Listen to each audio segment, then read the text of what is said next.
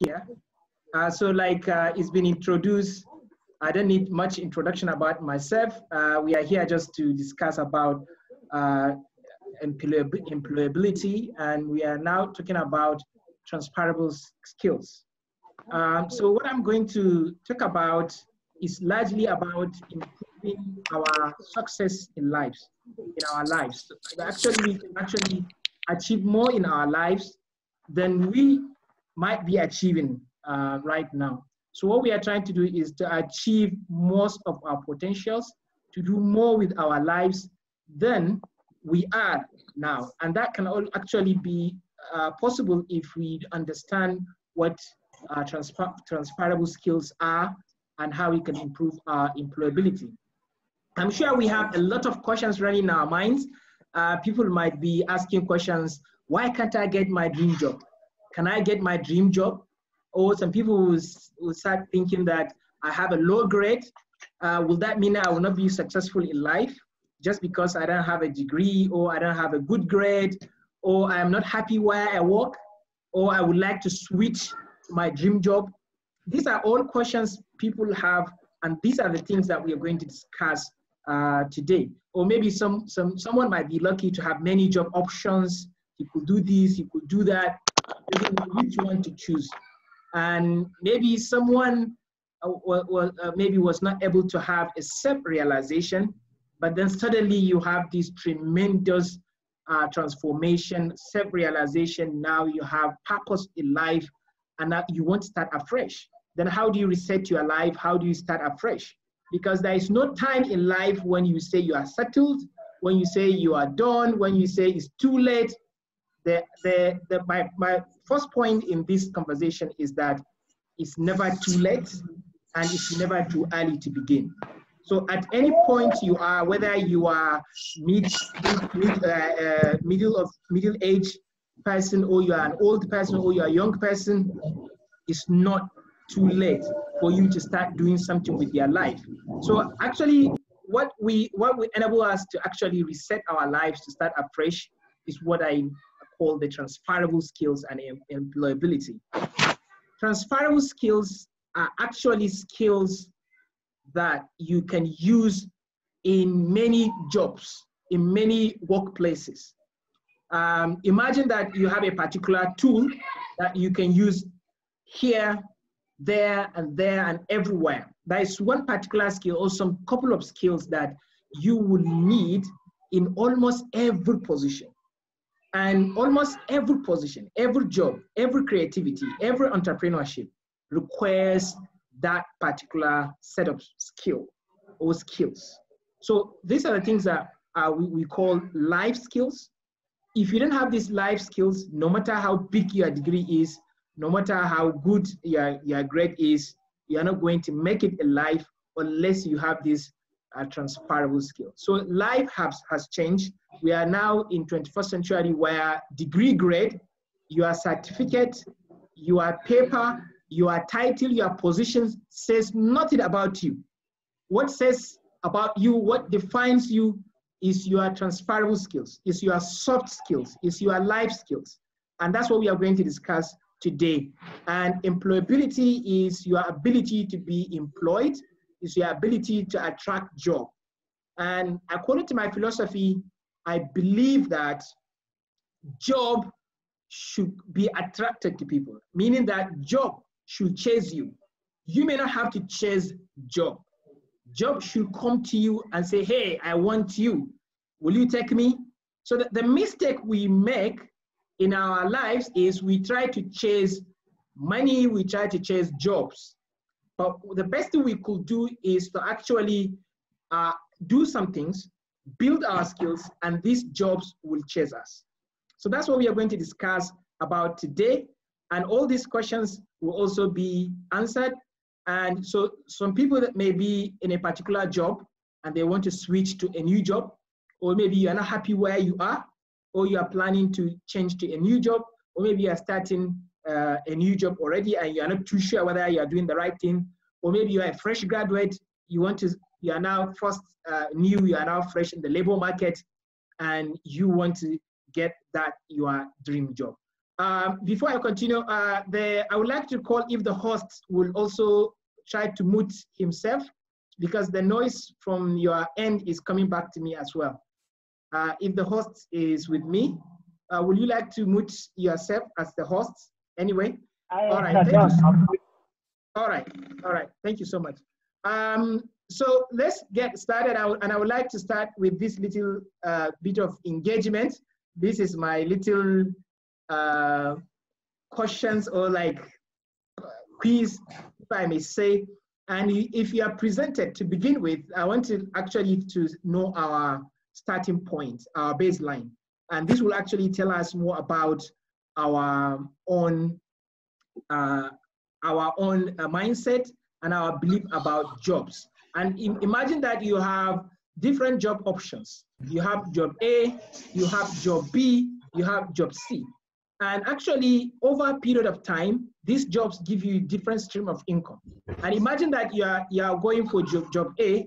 Job A is actually going to give you money, high money, like too much. Hello, the host, would you like to mute people, please? Would you like to mute everyone? And yes, thank you so much. So imagine that you have a job A. Job A is giving you a stream of income, very, very high stream of income in the beginning, but after some period of time, your income will go down. Okay, would you like to go for this kind of job that will actually give you high income in the beginning, and then later on, it plummets below almost zero? This could be a different type of job.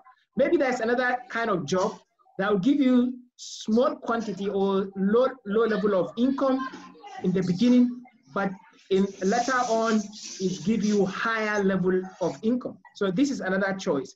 Or you might want to go for a risk-free job that gives you a constant stream of income continuously.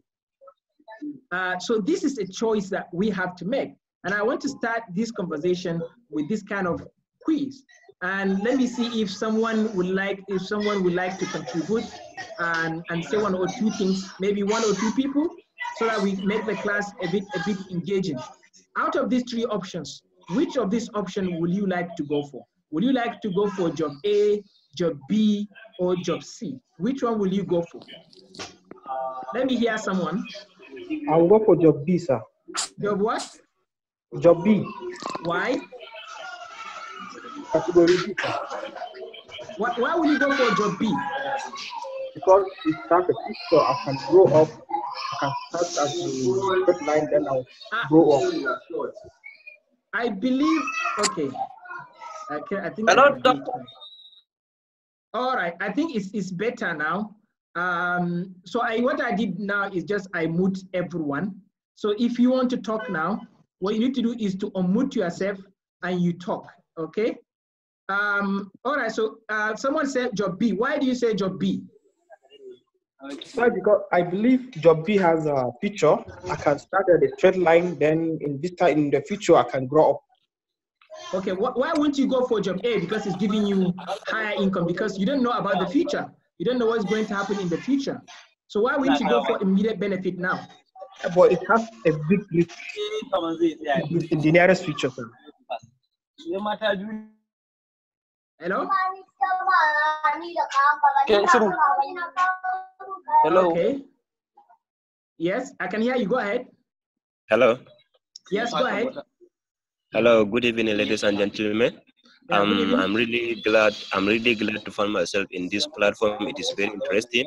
I'm sorry, even though I come late, but like it's very interesting. But it's like I lost something about your. Hello, would you like to unmute yourself and say that again? The person that is talking. Okay, and it's like I lost something in your previous comment. Like, okay. Can you please help me tell me what you have said earlier? No, we are just starting now. We are just starting now. And what we are doing, what we are asking people to, please, if there is any noise background in your place, any background noise, will you like to mute yourself? Because I've been trying to mute everyone and keep coming back again. Yes, better. So, okay, so the best option actually is job B, like someone mentioned here. because job B actually prepares you to have skills, and so that you can use these skills to actually get more income in the future. Because what job B is trying to show us is when you begin with low income, even though it could be a challenging job, but this job is giving you some skills. And then likely you are building these skills, and in the future you're going to leverage on these skills and get jobs that, or you can create the jobs yourself that will give you higher level of income. So that always people, what they do, they try to go for income that will give them, they go for a job that gives them higher income now, but in the future there is no hope. Or maybe this job will end along the way and you go back to zero. Or some people would like to go for less risky jobs that will give you constant stream of income. So like what I would like to suggest here to prepare our minds is always when we see job B, that's the job we go for. So what we need to do is the ability to sacrifice, to delay gratification. If you can delay gratification for future, delay benefit for future gain, that's the right mindset. The right mindset we want to start discussing about employability is for you to think about the future. If you are quest for job, quest for employment is about the future, then you have the right mindset. So I don't want you to be that kind of people in their career that are always chasing for money. Well, money is good, chase for the money, but go for challenging jobs, jobs that will give you skills, that will actually enable you to hone your skills and actually build those skills so that you can use them in various places. And like Jack Ma mentioned, he said he's advising people, especially younger ones, to actually go for jobs that enable them to be players, that enable them to be players in various roles. For example, if you work in a small group, you are likely to be the marketing officer, to be the strategist, to be the public relation person, like you'll be put into various roles. And that's the advantage of working in a small group. Small group, small company, small business enable you to be everything yourself. And by just being everything yourself, you're actually building those skills. And these skills will help you in the future. And that's why Jack Ma advised people in their early careers to go for small groups so that they can learn all these skills, so they can also be playing all these roles.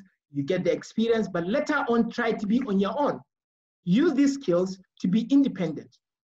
And especially in Nigeria, we find ourselves in this dilemma, whether we should wait for our dream job or we should just go for any job that is available to us. Now, we are constrained in our lives, especially in this country. We always go for jobs that are readily available. Even if it's not my dream job, I would just want to go for this job because it's the only job that's available. All right, because of our constraint in the country, it's not bad to go for any job that is presented to you. But that doesn't mean that you should lose target about the jobs that you really want to go for in your life. So you have a job vision, have a job target that you are aiming for, irrespective of where you are now. And the second dilemma we face in this in our country, especially in Nigeria, is the money versus creativity job. Will I go for the job that gives me more money, or should I go for the job that enables me to become creative? There are some jobs that actually actually brings out the creative part of you. And there are jobs that they are not creative, but they are just giving you money. And I'm sure this is a tricky one. A lot of people will go for the jobs that gives them money. But I think in 21st century, what I would advise is people to go for the jobs that enable them to become creative, to do some things, to become innovative, to be themselves, to realize their purpose and their own potentials and their own talents, rather than just the job. For example, the job that give you maybe 500,000 naira in a month, but you be asked to be coming to the office, sit down under the AC, you sign document, you go back to home and sleep, and again and again and again. So you're not actually being creative. So, but what about the job that will actually pay you less, but you are required to do a lot of jobs, a lot of thinking, a lot of production, a lot of productivity? You have to do it yourself. I believe that's the job you have to go for. So we should not actually quantify our benefits based on the financial gain. We should actually judge and measure jobs based on the creative benefits. I rather go for jobs that gives me double of creative skills and give me half of the salary than to go for the job that give me full of the salary without a skill. So creativity actually is what we need, especially in the early stage of our careers, because this is actually what brings the best in us. And this is actually what gives us the money. And this is actually what put us in the job B panel. If you look at job B, the job B is actually giving us more income stream in the future. But this income that is coming in the future will not come unless you build the skills. So this is the condition. Otherwise, you either stay at this plateau level or actually you plummet down. So what I'm saying is go for the jobs. Go for the jobs that gives you chance to become creative. Even if you are going to be rejected in those jobs, do it again. Do it again, apply and get rejected. Do it again, try and fail. Try and fail. Even if you are the one creating the job yourself, do it, it fails, do it again and again and again. Because actually rejection or failure, actually these are powerful forces. And these forces actually lead us to creativity, lead us to innovation. But actually, this can only happen if we have the right mindset and we have the right skills. And I'm going to be talking about the skills that we need so that rejection, so that failure will become something positive to us, not something negative. So rejection, failure is a positive thing only if we have the right mindset and if we have the right skills. And that's what we're going to achieve today.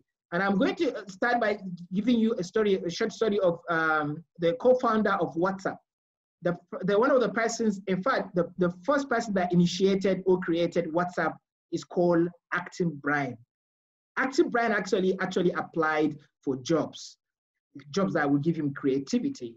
He applied for Twitter. He applied to work in Facebook. All these companies, they rejected him. They say, we are not going to employ you. And because he has the right mindset, he has the skills, what did he do? He went back and created WhatsApp. So failure, rejection, actually is something that is telling you to become creative and do it yourself, create it yourself. So if there is no job out there, it means that you are being advised to create the job yourself. That's why you went to school. That's why you have degrees, so that you can create jobs. So you don't go to school just because you want to get a job, but just because you want to create the job. So Active Brian actually sold WhatsApp. They sold WhatsApp, I think, about $22 billion. So now this person is a billionaire and he's worth more than $5 billion.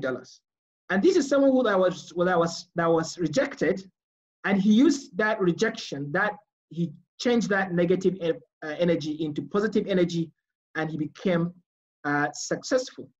And that's why I say, when choosing the job, don't go for the job that's chosen by someone. Maybe our parent wants us to work in NNPC. Maybe my family wants me to work in this particular place. So go for your personal goal. The job that gives you satisfaction, happiness, and becoming your best. Creative self of you become activated. So activate that creative part of yourself. Don't go for the job that is chosen by someone, or don't go for the jobs because they have high pay. Most young people nowadays, they go for jobs that give them higher pay. Now ask yourself, there are certain things actually that are more worth than the money now. And when you get them, they will give you more money in the future. So don't just do what your current job is asking you to do, even if you are not happy where you are. You can actually expand and go for the jobs that will give you the opportunity to become creative. Even if you have a current job now, you can still aim for those jobs that will give you creativity, enable you to become creative. So I'm going to talk about how to do that. So the only thing I'm also here about mindset is, I want us to change this mindset that if you are in one place, maybe you work in a bank, although a bank could be a very tricky one, but let's say you work in a bank and the only thing you do is you stick to what this job is asking you to do. So now you are not doing anything apart from these jobs responsibility. So what you do beyond your job schedules is actually what makes the difference. So the things you do beyond your job schedules is what actually make you stand out, and it's what make you to become successful and achieve your target in life. So I'm going to talk about more of this, but I'm just using this as an introduction. And another way to introduce this discussion is by taking a quiz about these two pills. So I have a green pill and I have a red pill. And this green pill is that represent experience. It represents credentials. But the red one represents abilities, competence. Another question, which of these pills will you go for? Which one will you take? And experience actually in Nigeria is what we need. People will tell you that you need 10 years of experience. They will tell you they need 20 years of experience. But now the question is, like, there's someone that just graduated, how will he get that kind of experience? Is that not discrimination? Or some people will say you have to have a degree. So now, yes. So, but actually these are limiting opportunities. Working in a place, white collar job are limiting opportunities. These things might not necessarily be required in a creative venture like entrepreneurship. You may not necessarily have to have all the credentials. You don't necessarily have to have all the experience to begin with. But the second pill represents abilities and competence. And now the question is, which one will you go for? And let me try and talk to one or two person and see what is your choice. Someone would like to go? Which of these pills will you go for? Hello, doctor. Yes? The red pill. Hello, doctor. Yes, go ahead. Which pill are you going for? This is Obama. I think I'll go for competence.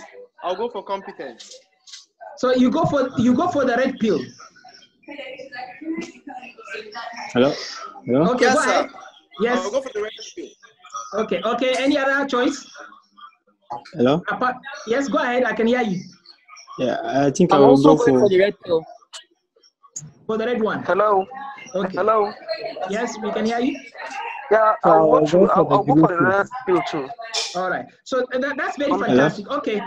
Okay. Just want to hear one or two responses, but that's fine. Huh? So now Hello? is clear that actually we're making the right choice, because the red pills is what we need in 21st century. Actually, you may have experience. You could be a business manager. You could be CEO.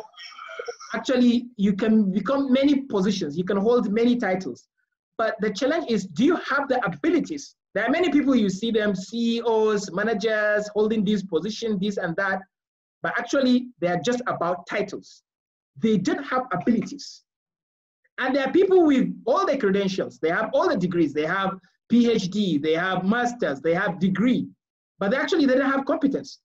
So do not misconceive credentials as competence. Do not mistake credentials as competence. Not everyone with credentials is competent. Not everyone with experience that have abilities. So instead of us to chase these green pills, we should chase these red pills, which is abilities, which is competence. What do I do to increase my ability, to enhance my skills, to build my competence? This should be your question, because the questions you ask are your answers. Okay, so that's the correct mindset I want to begin with. And I want to also bring us to this particular fact that it is not guaranteed that any field you study, any field of study you undergo, or any course you study in a university, that you have to work in that particular field. It's not possible, and it's not actually the reality, because the reality is that only a quarter of the graduates, only 1/4 of graduates actually work in the field that relate to their academic degree. So if you say I have to work in areas that are directly related to my academic degree, then you are mistaken in 21st century. So it means that if not everyone is working, more than actually 75% of people work outside their academic degrees. It means that degree is not a ticket to a job. Degree is not a ticket to a job. Your job could be anywhere. So do not limit your potentials to your academic field. So what I want is when you go for abilities, when you go for competence, what you are doing, you are actually building bridges that will connect you to various jobs. So build bridges that will connect you to various jobs so that it becomes a choice for you to go for which job you want to go for.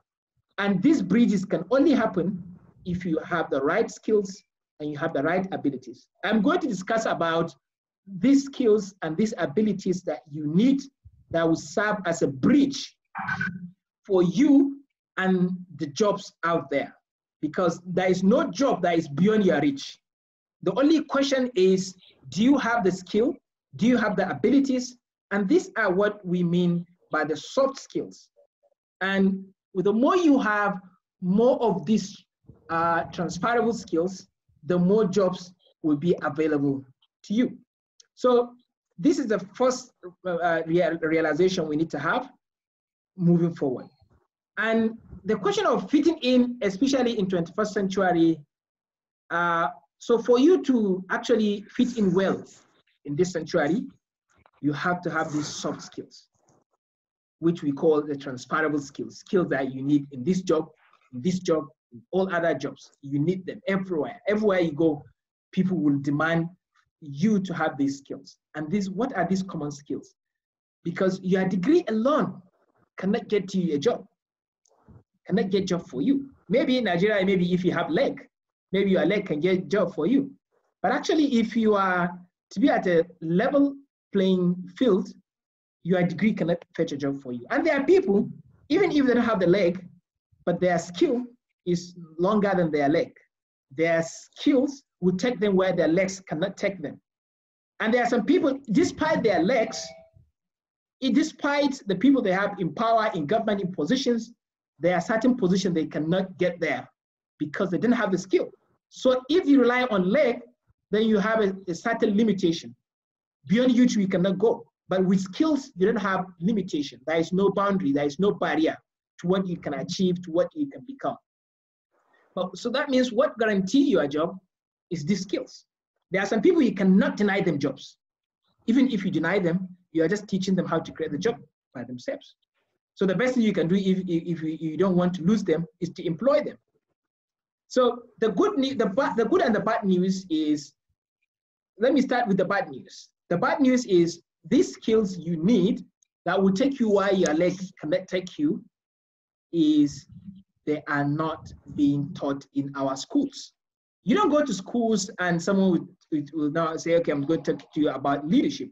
I'm going to talk to you about thinking. I'm going to talk to you about building trust. I'm going to talk to you about critical analytical thinking. Some of the modules, some of the course actually will give you this as a bicycle, but no one will strategically teach you these skills directly in school. But the good news is, actually, you may not have to go to school to learn them. So you can learn them on your own. So for you to fit in, it's a matter of your own choice. It's not a school that you have to attend for you to have these life skills. So actually, to fit in, we have to have these soft skills. And we talk about income a lot. Income, money. Almost everything, our motivations about money and income, especially in this part of the world. So the good news is these skills are what sells you the most. What sells me is not my degree. It's my skills, it's my ability. Because people don't go around with their certificates. People go around with their mind, with their hands, what they can do, what they can say, what they can think, what they can create. So actually what sells you the most, what gives you the income is not your degree, but your skills. So the skills give you more income than your degree. And the skills makes you independent. There are people actually that even resign from jobs because they have skills to be independent. And they are now becoming richer than even their previous colleagues. So the reason why we have so much unemployment and poverty in Africa is because we rely so much on certificates. We rely so much on paper qualification than skills, than soft skills. You see someone with the best soft skills, with the best transferable skill, but he's not getting the job simply because he didn't go to school, simply because he doesn't have a certificate, simply because he has a third class degree. So we should expand our judgment scope. We should not judge people by just looking at a particular measurement. Let's say you look at me and you look at my class of degree and you judge me based on just one particular thing, which is just a particular like a particular experience in my life. So don't judge me. We should not judge people based on a particular one thing and then judge them holistically based on this particular judgment, because things can change, and people could actually be below their potentials at a particular point in time, but later on they can build or they can improve. So actually qualification certificates are actually not a true indicator. It's not indicative of our abilities and our competence. In 21st century, what defines our abilities and competence is our results. If you can achieve something, if you can produce something, that says much about me. But if I can only just print a paper and bring it to you and show that I have a qualification and you hire me, then we will continue to be unemployed. We will continue to be in poverty in Africa, because the rewarding force, the rewarding power is just certificate. It's not creative. It's not creativity. It's not creative mind. So when we change our focus to rewarding creativity, not certificate, that's when we're actually going to build a stronger society.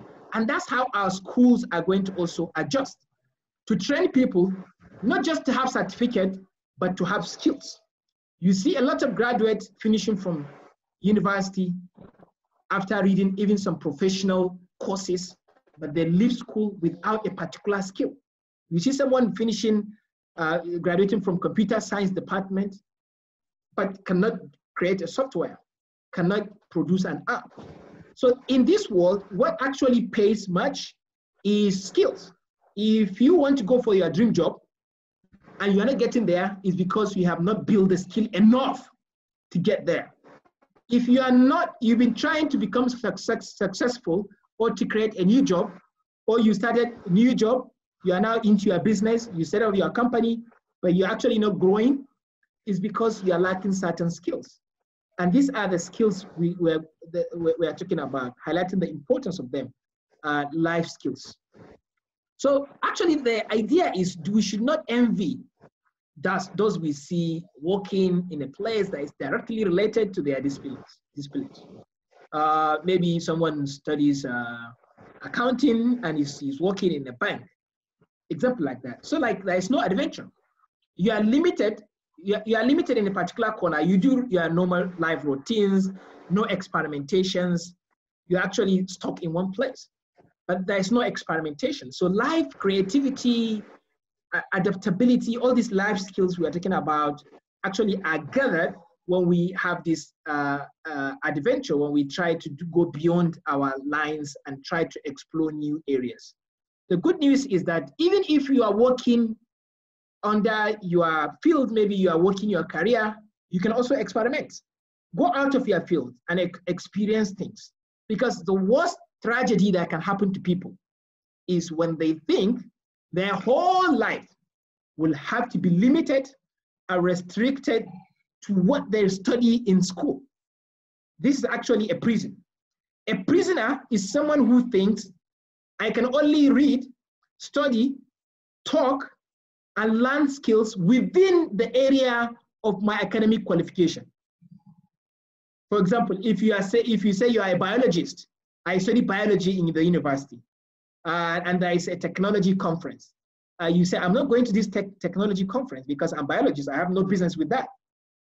So this is actually a worse tragedy. Or maybe there is a particular news, there's particular current affairs about economic issues. Maybe you are a biologist, say, I'm not interested because it's not my field. So actually in this era, you are required to have relative level of awareness and experience in various fields. For example, I always give myself as an example. When I teach people about leadership, when I teach people about super brains, they ask me if I study leadership or I study psychology, but I did not. Because actually the skills that personally I'm most proud of are the skills that are beyond my academic qualifications. I study economics, but the things I'm proud of, the things I actually pay more attention to are not actually within the academic field. So that's what we mean. Everyone should now ask yourself, am I actually expanding my skills beyond my academic qualification? So even if you're a science student, you can teach yourself these non-science skills like sales, like marketing, like strategy, like creativity, programming, and so on and so forth. So the idea of experience that we've been talking about, previous positions or titles, actually you don't need them. You don't need titles or positions necessarily. Most jobs actually will demand that you should have previous work experience.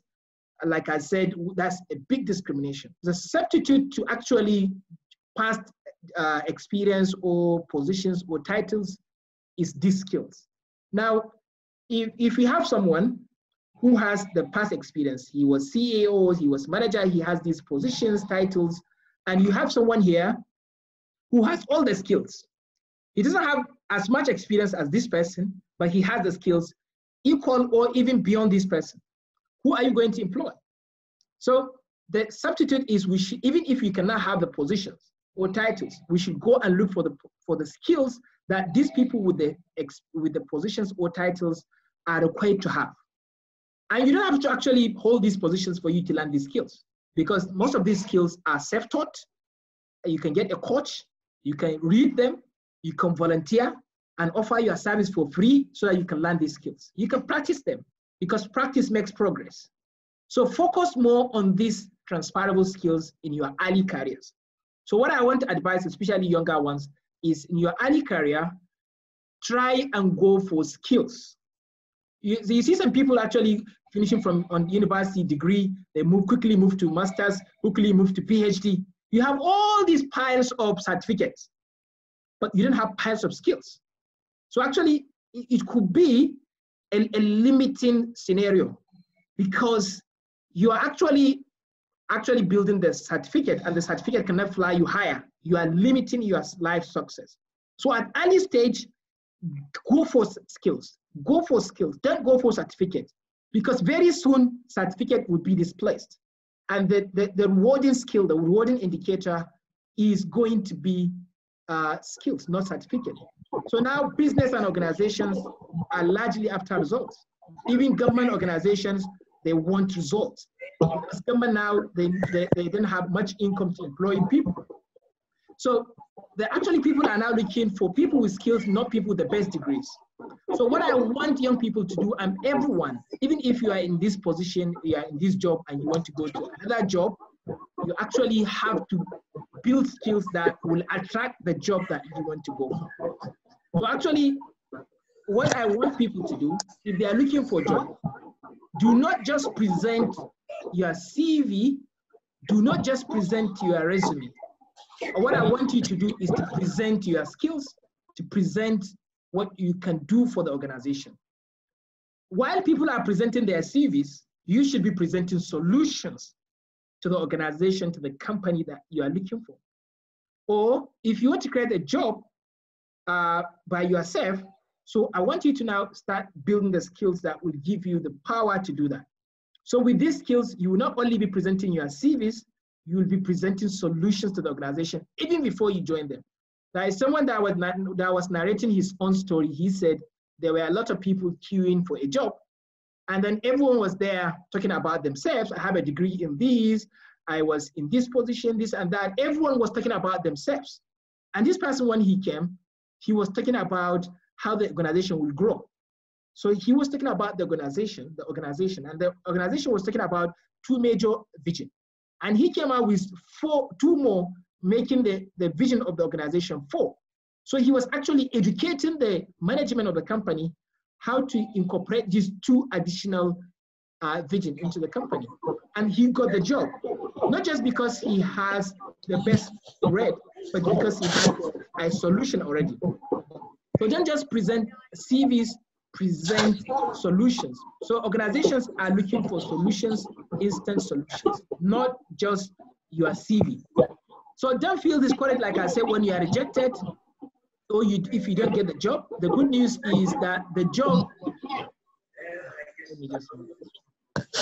the good news is that the job can come to you. You can attract or create the job by yourself.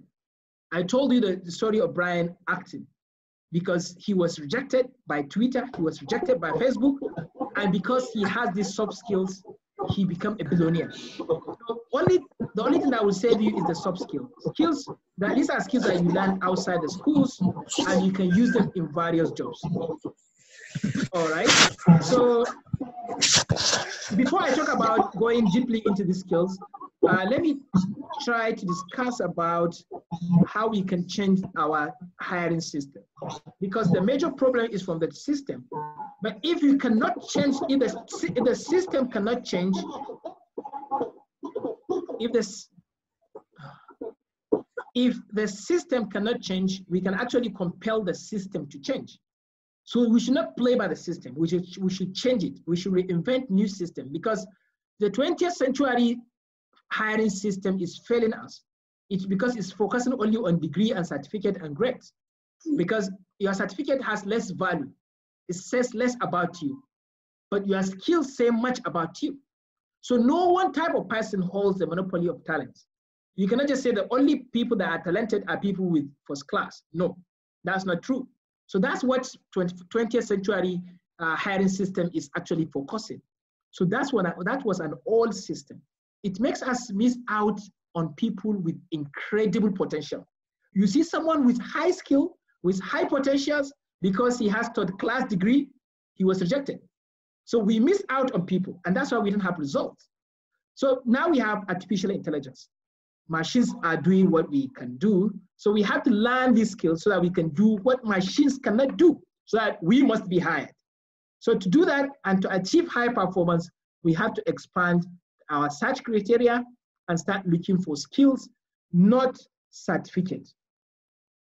And another secret when you want to improve your employability is whenever you are looking for a job, do not present your qualification.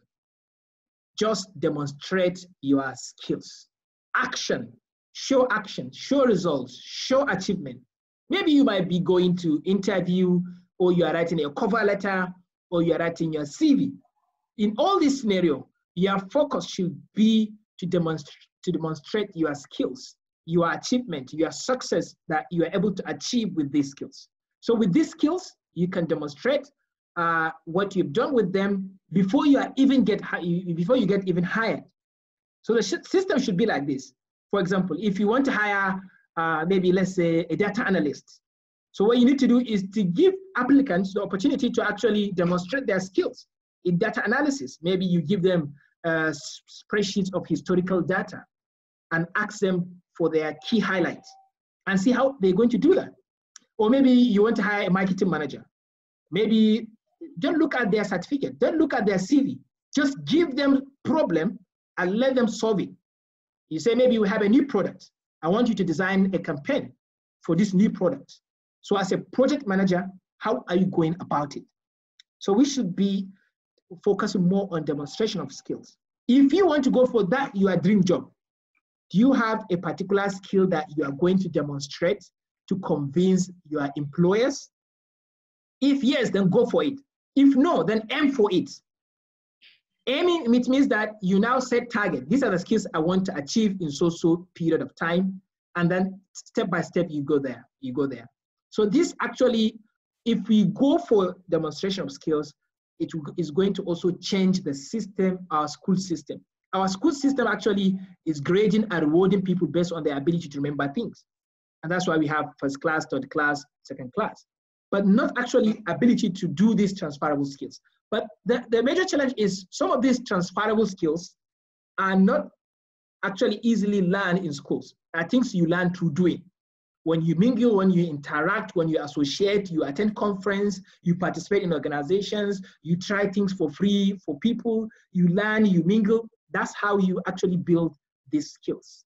So transferable skills, now let's talk about them categorically so that it enables us to demonstrate our capacity. So we can only demonstrate our capacity of doing things if we have these soft skills. So like I define them, transferable skills are any skills you possess that are useful to employers across various jobs and industries. Ask yourself, what are these skills that are seriously needed if you want to become a lecturer, if you want to become a banker, if you want to become a data analyst, project manager, an entrepreneur, anything you want to become in life, there are certain things you are required to have. Now, what are these things? Do you know them? Do you have them? So that's what actually everyone must answer. You must answer that, what are the top 5 skills that I must have? These skills are needed everywhere. And if I have these skills, people will not actually bother about my degree certificate. They will only hire me based on these skills. So this might include like adaptability skills. Adaptability. When last have you practiced adaptability? I'm going to talk about adaptability, organization, teamwork, and other qualities actually that employers seek in strong candidates. So ask yourself these questions. And you should have a section in your CV or in your resume that explains these skills you have. So the mistake most young people, especially the young graduate, make is they build their CV, but nowhere in their CV you can trace where they list these transferable skills, if they have them at all. So the worst CV, the bad CV, is the CV that does not contain a section of transferable skills.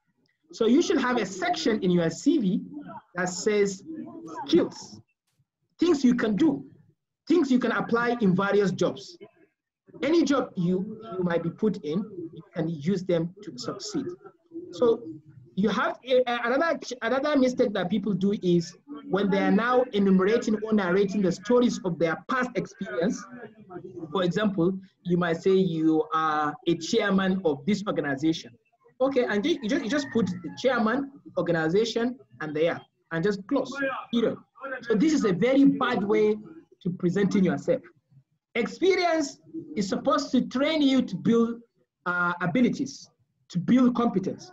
So under each experience you achieve, under it you have to narrate achievements you have recorded and what skills helped you to achieve those again this achievement. Now you achieve A, and then what skills were instrumental toward that kind of achievement.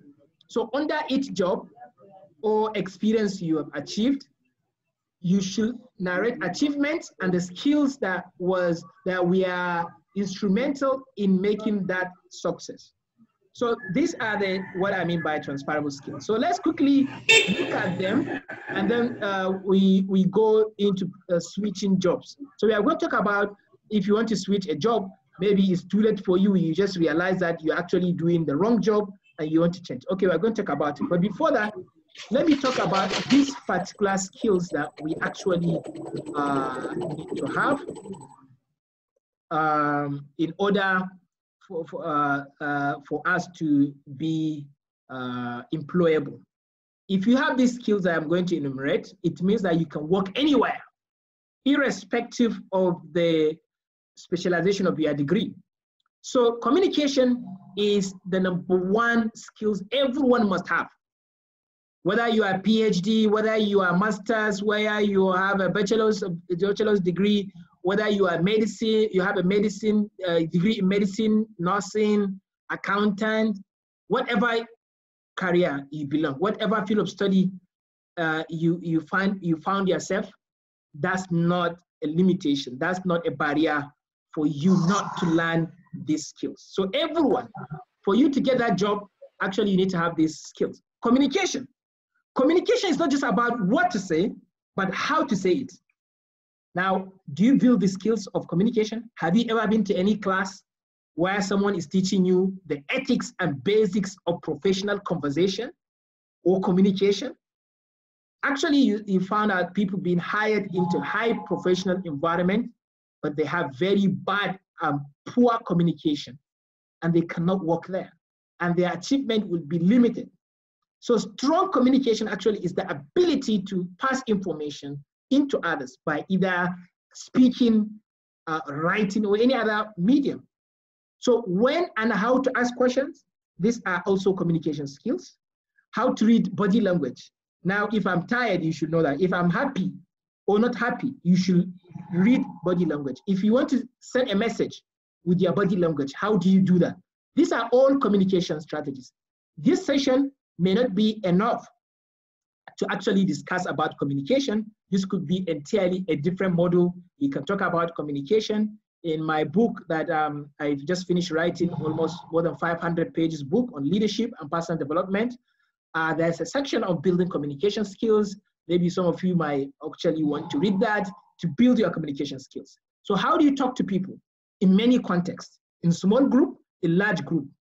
If someone is a difficult person, how do you communicate to that person? All these are different communication skills. In workplace, actually employers, what they value the most is your strong communications ability. Your ability to communicate with others in order to move project ahead, in order to achieve a goal. So communication is the #1 most important transferable skills everyone must have. This communication could be public speaking skills.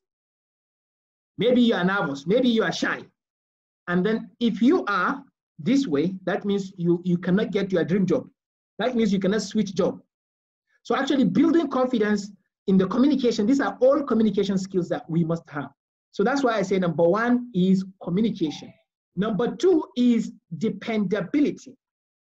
Like you are reliable, we can rely on you, you can achieve target, you are very punctual, you have organization, you take responsibility, you don't have to wait for other people to do their jobs before you do your own job. Like you take responsibility and do everything that is needed. You do it well, timely. You do it in a timely manner, and you accomplish tasks. You are someone that we can trust. And this actually brings us to actually the issue of reliability. If you make a statement, if you want to do something, you accept responsibility, do it to your best ability. So this is a skill. And this actually, it can actually be enhanced by doing. Dependability is by you accepting jobs, responsibilities, and ensuring that you are punctual, you do it within the timeline, and now you are actually prioritizing your task, and you are delivering based on what people actually are demanding from you or ask you to do. So dependability is another very important soft skill that are not taught if you study maybe medicine, or you study nursing, or maybe law or economics. You have to learn them through life. So these are life skills, lifelong skills that you need forever. Teamwork. No man is an island. You have to work with people to achieve, to go actually far, you have to work with people. To go fast, you have to go along. So if you want to go fast, okay, you go along. But if you want to go very far, go along with people. There is no anywhere, wherever, whatever you want to do, or any job, even if it's an employable job or a job that you create by yourself, there is no work, there is no circumstances when you are not required to build teamwork skills. And teamwork actually include listening ability, empathy, tolerance, and communication, of course. Yeah, these are things that also form part of the teamwork skills. So how do you work successfully, smoothly, efficiently in a team? And so actually providing successful teamwork examples. If you come to an interview, you need to demonstrate any scenario or any situation where you work in a team and it worked very well. So your employer will be more interested to know where you had a teamwork experience and how did it go, and that will help you to get hired. And another thing that, okay, the next skill actually is organization, because I'm doing it, I'm being fast now because of the time factor. I have so much to cover. But we are about. Sir, please, I have a question. Please, can okay, I go ahead. Go ahead. Please, how you said you wrote a book, 500 pages. How Kazon get the book? Okay, I will announce it later on the platforms to access them. Don't worry. Yeah, but it's very important question because in that personal development book, all these transferable skills are mentioned there, how you are going to get them, a step-by-step process of acquiring them, like communication, like teamwork, like dependability, like organization. All these skills are explained there on how to get them. Organization, how organized are you? Because this is very, very important skills that irrespective of your field, you have to have them and you need them in every workplace. So your personal organization, your organization of your to-do list, your tasks, your priorities. In fact, your physical organizations, your body, your appearance, your desks, your stuff. When you come to office, you can just look at people's table and that will tell you how organized they are. So organization can actually be easily spotted in you when it comes to work. And then you can just also narrate experience, how you're able to achieve organization and what was the effect of that. Okay, this is very, very important. Adaptability. This is another skill that you must portray in your CV or in your interview or in your cover letter. So that your failure to actually highlight these skills is what actually make you fail in your quest for job. So adaptability skills is your ability to continue working despite the changes. Despite changes in the team members, despite the changes in the project or in the management or change in the product, but you are still working. Nothing is changing. There are some people actually, they can only work with certain set of people. The people they are familiar with, the people that speak their language or that practice their religion. Apart from these people, I cannot work with anyone. So if your employer want to see you or want to see your past experience where you work in a very diverse environment. So don't actually run away from diversity. Diversity is very, very important and is what gives you adaptability so that you can accept other people's differences and beliefs. Because actually employers hire flexible candidates who can quickly learn new skills and process. Things are changing rapidly. Maybe you might be required to work in a different circumstances, in different situations, or using different tools. How are you willing to actually adjust and adapt and move on so that things will continue quickly, efficiently? Okay, that's adaptability, ability to change immediately as your surrounding, as your opportunity change. Okay, leadership.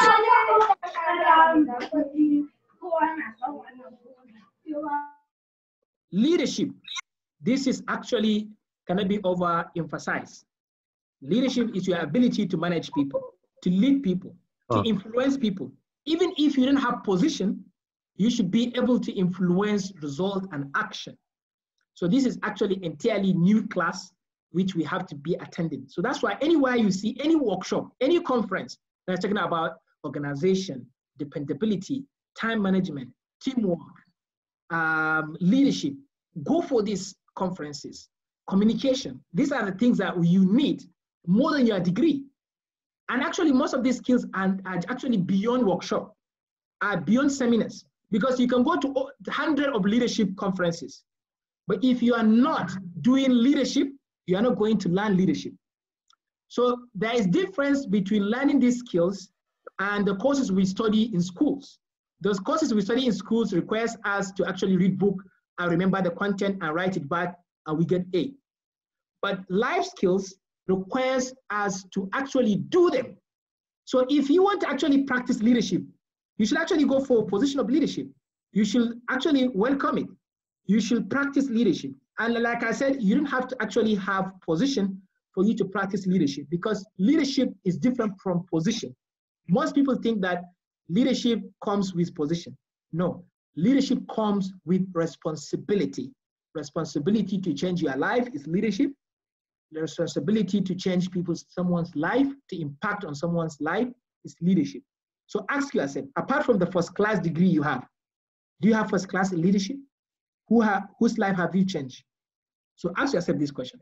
And then I will discuss the one last skill, which is technology literacy. you cannot do well in this century without technology. No any job. And they see some people with even PhDs, with masters, with degree, with first class, but they have very low literacy in technology. And some people can do WhatsApp, they can do Facebook, you can say I'm digital. Everyone can do, even someone that not go to school can do Facebook.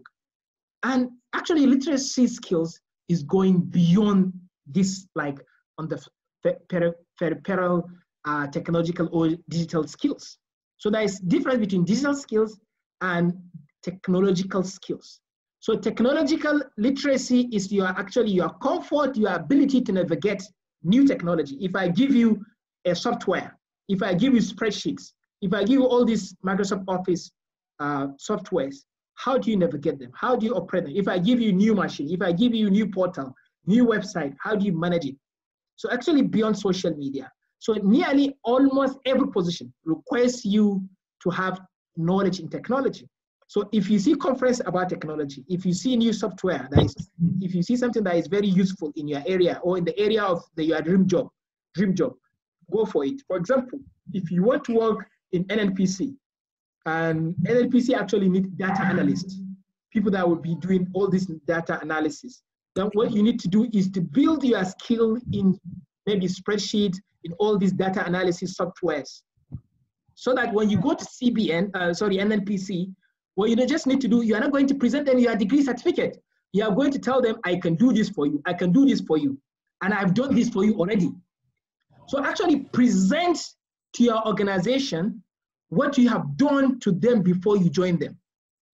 And you cannot do that without these skills. So the secret of getting a job is to solve that particular organization's problem before you join them.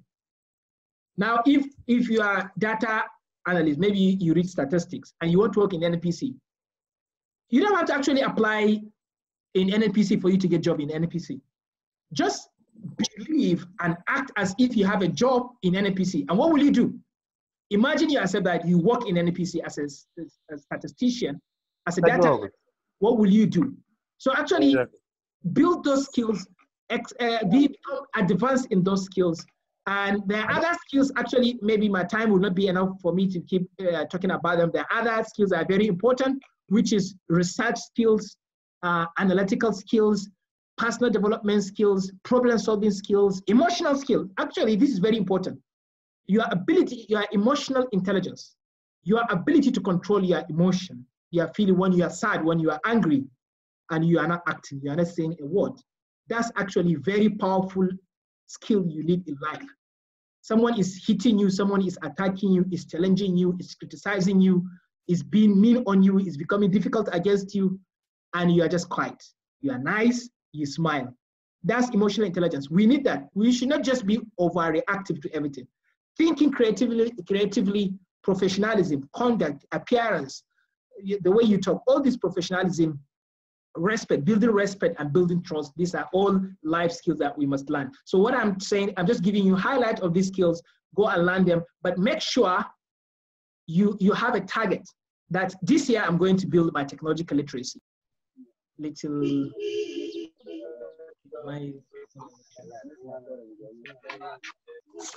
All right, so let's continue.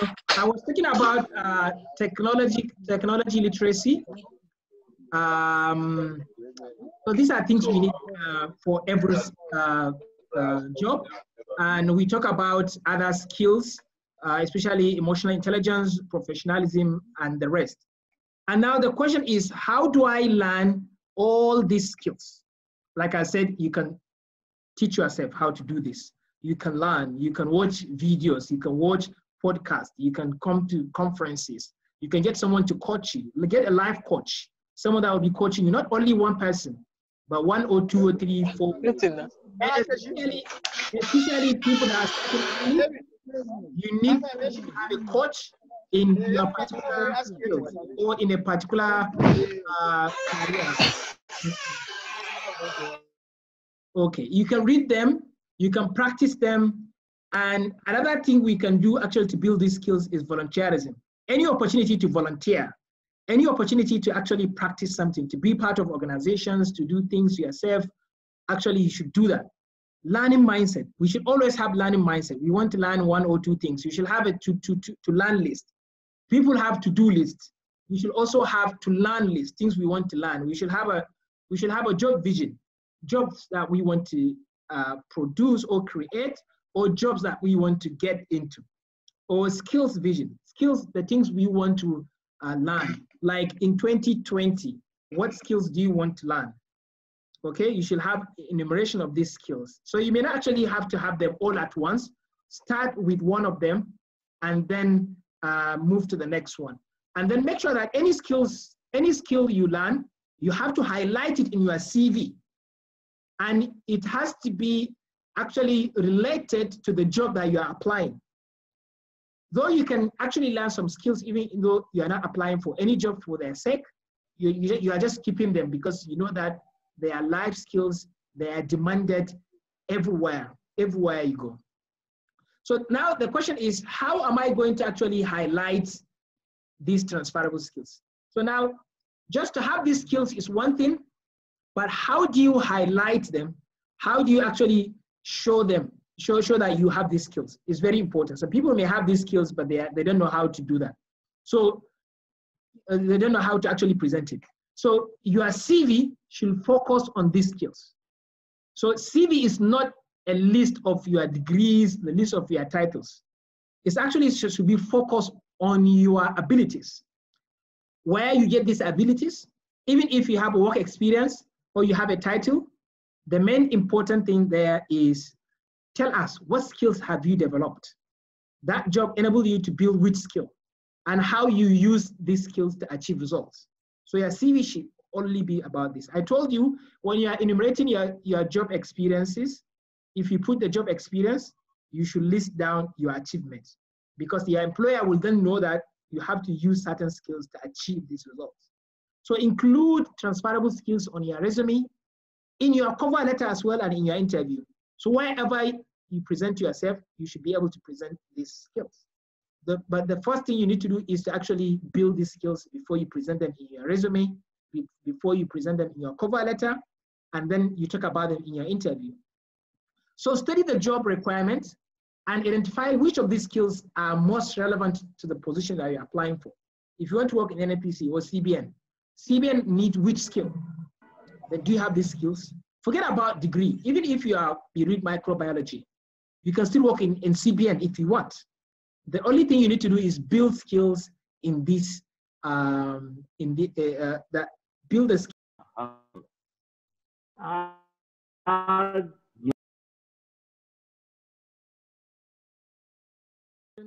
Ability to me again. I'm using my data now. That's why actually it's having this fluctuation now. All right, let me share the screen again.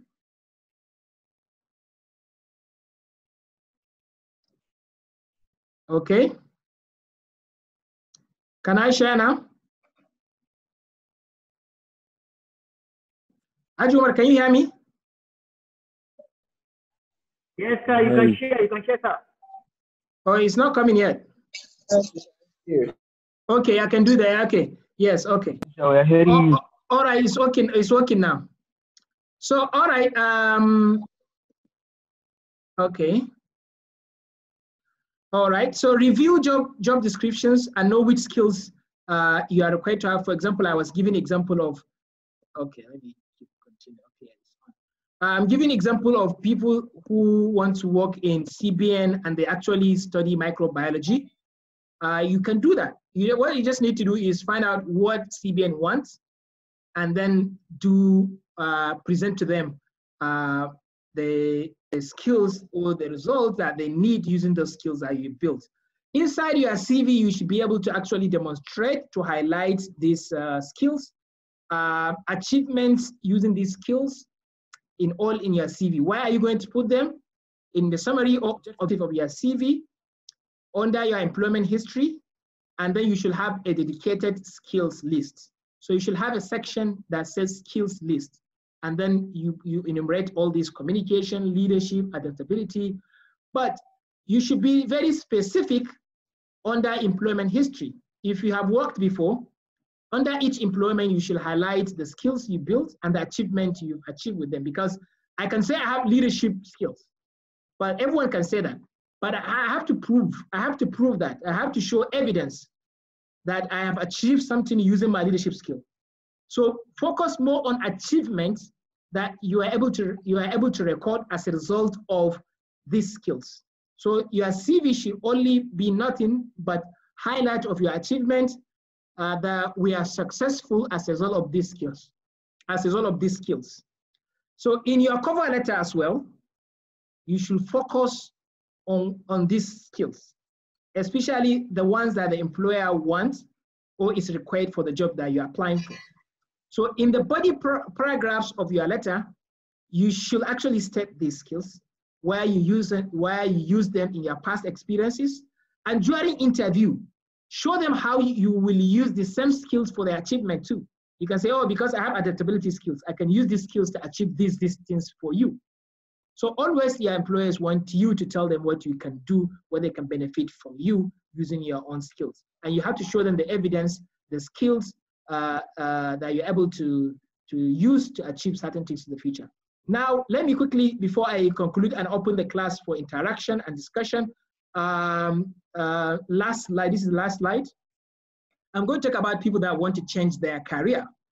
Actually, people, they may initially find themselves doing a job that is not their own choice, because maybe it's their parent, maybe it's their uncle, someone get the job for them, or they accidentally found themselves doing that job, or maybe because there was no information about alternative jobs, or maybe at that time they have limited skills, they cannot get the job they want, there was no self-realization. You may actually accidentally find yourself working in a particular organization or in a particular field. But now it's less.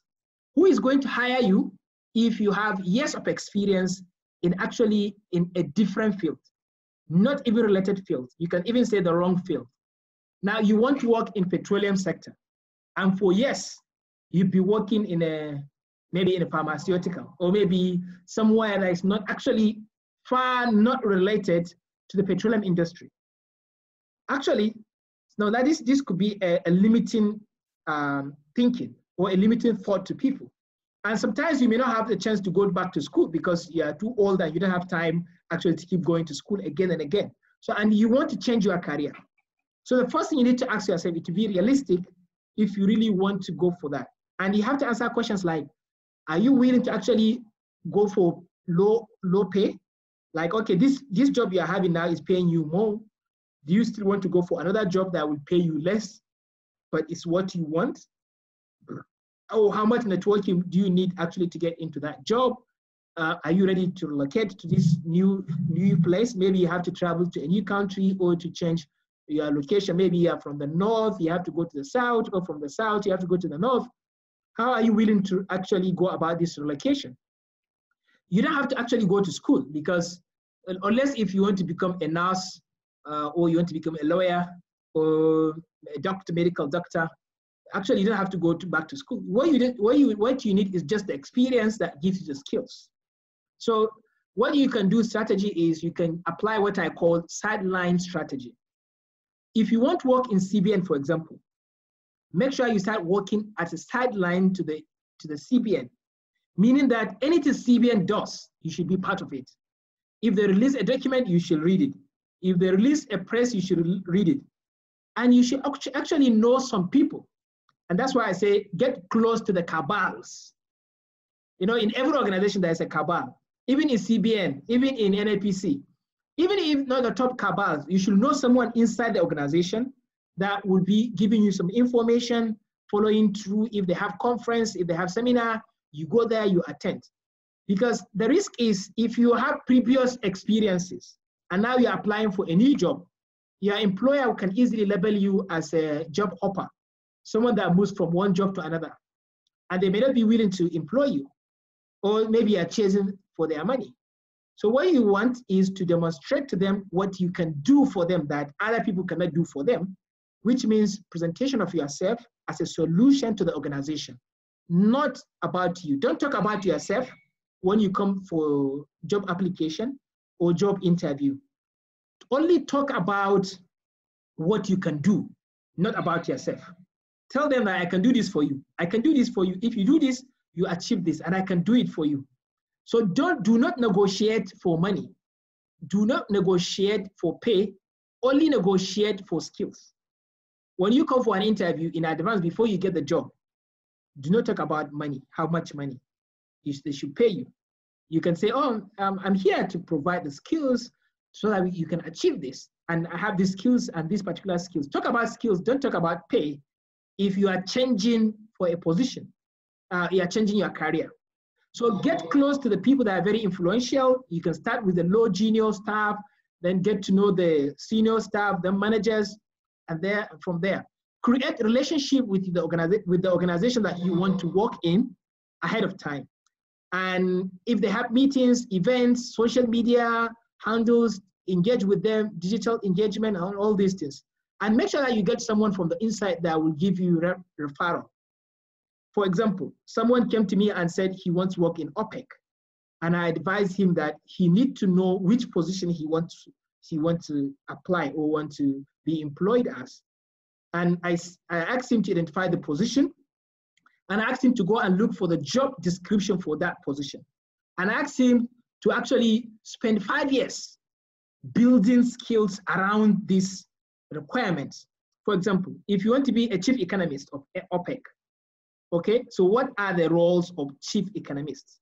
What are the skills for chief economists? Now, set target maybe 10 years. In 10 years' time, I want to become chief economist of OPEC. Now list down all these skills and achievement required and start building slowly, slowly. But the mistake people make is they want the job now. So have a vision and time frame and step-by-step strategy on how to acquire the skills so that when you are putting out your application, people know you. Already they know you. You started providing some consultancy service to OPEC, and the OPEC now they know you, they know your capacity, you already built the skills, they know you. It's become easy for you to switch job. So target skills in the future, the jobs that you want to get in the future, start preparing your skills toward, start acquiring the skills that will take you to that particular job.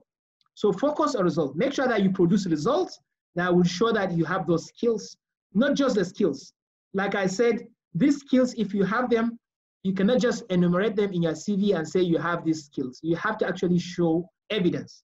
You have to show results. Make sure you implement them. So it's not too late. Even if you want to change a job, you can do that if you follow these strategies. But if you want to change a new job, you need a brand new CV. For each job, should have a different CV. Some jobs, your CV can highlight a particular skill for a particular job, and your CV should actually highlight a different skill for a different job. So each job should have its own CV, because this form of CV can actually be talking about one of the skills we have. Another CV will talk about another skills we have, because that's dependent on the job requirement of the job that you are aiming for. So you see people when they're applying for CBN, it's the same CV. When they're applying for NPC, it's the same CV. If they're applying for NCC, it's the same CV. If you're applying for a lecturing job, it's the same CV. No, that's wrong. For each job, it requires you to have a different CV.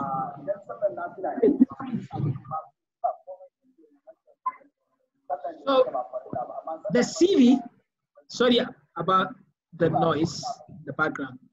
Okay, so your CV should be actually amplifying one of the skills you have. So look at the job you want and what skill that job requires and amplify that particular skills in your CV. So this is what I will briefly talk, because I've been talked that my time is far over. So I'm just summarizing everything. I've actually passed the time mark by almost 40 minutes.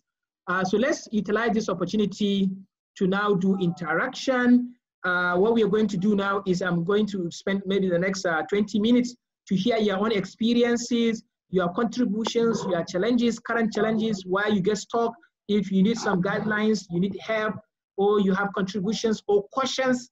Now this is time to do the engagement. Actually, this is where we get the benefit. Maybe I might be talking about generic issues, Now this is time for you to talk about your personal issue. And I think maybe if we can still talk to the alumni relations, we can have another session where we can talk one-on-one and look at detail of issues, or maybe we can take one of these skills. Maybe you can take communication skills, leadership skills, networking skills, and take these skills one after the other. And maybe if the book is out, I'll also talk to the alumni and talk to you, and then things like that. So okay, put the space for questions, answers, observations, contributions, challenges, specific issues. Let me bring the class together. Okay, so now who wants to go first? If you want to go first, you unmute yourself and talk, and then if someone is talking, then you can hold on until someone is done. Okay, let me start with Abdullah Ismail. Are you ready? Yes, I'm ready. Okay, go ahead. Thank you very much, sir. I really appreciate the session. My name is Abdullah Ismail from Kano State. So currently I'm studying in the field of human physiology, but I have interest in tech companies like Nitida. So what advice or suggestion can you give me? Thank you. Okay, Ismail, the first thing you need to ask yourself, why do you want to work in NIDA? What is your motivation? And if I may ask you why, can I ask you why? If you'd like to share that. Can you hear me, Abdullah Ismail? Yes, sir. Okay, yes, what is your motive? Hear you. What is your motive? You know, sir, you know, in this 21st century, most, I think, in the next like 10 years, all the works will be like on internet. So that is why I developed interest, because in the few years, so many people may lose their job. As you can see, like most of the work, computer can do it. So that's why I like working in that place. So actually, this could be entirely a different topic too, but let me just be very, very short here in this response. What I want you to do is to go and learn technological skills, and so that you can present a problem to NIDA. For example, you say you study human physiology, and I want you now to see how technology will play a role in human physiology. Okay, so now set target, set indicator, set the future for human physiology, and see the importance of technology in that, so that you can convince NIDA to work with you in implementing this particular vision, because you already have the skills in human physiology. What you are going to do is to marry your current career, your current skill with your future skill. If you can marry them, that's fantastic. If you can marry human physiology and technology, that's fine. So you can present a new proposal to NIDA and say, hey, NIDA, I have this proposal for you. I've learned these technological skills. I can do these skills. And now this is what I want you to do to implement in human physiology. Can we work together?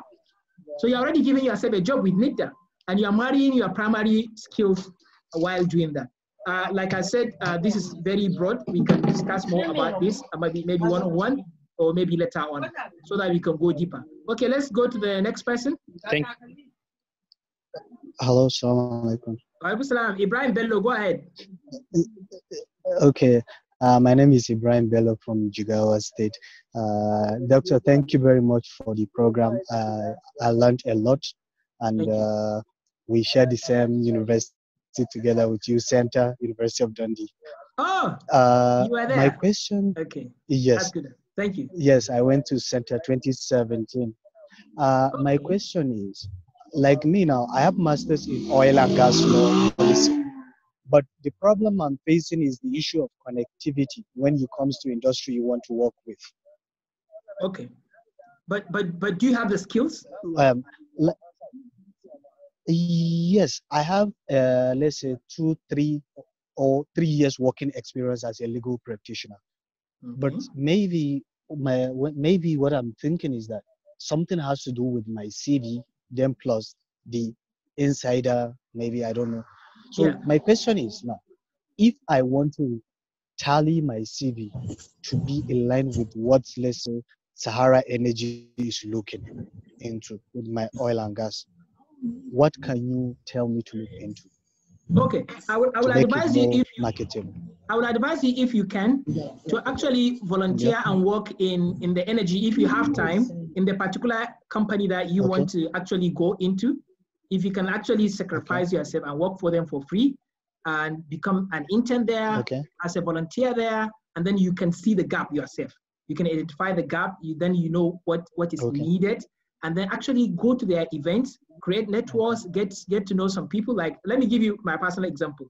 Like, there's a particular organization that I am aiming for. Maybe after my professorial cadre, maybe I want to join another company. So what I'm doing right now, I know maybe this can come in the next 5 years. So what I'm doing is I'm building connection, I'm building relationship with the managers, with the head of this company. And I always talk to them, and I call them, I send them messages on social media, I follow their website, I look at their strategic plans, and I try to align myself, fit myself into their own priority, because I see myself there in the future. So actually, it's about knowing the future and designing the future for the company. So managers, employers want you to do the thinking for them.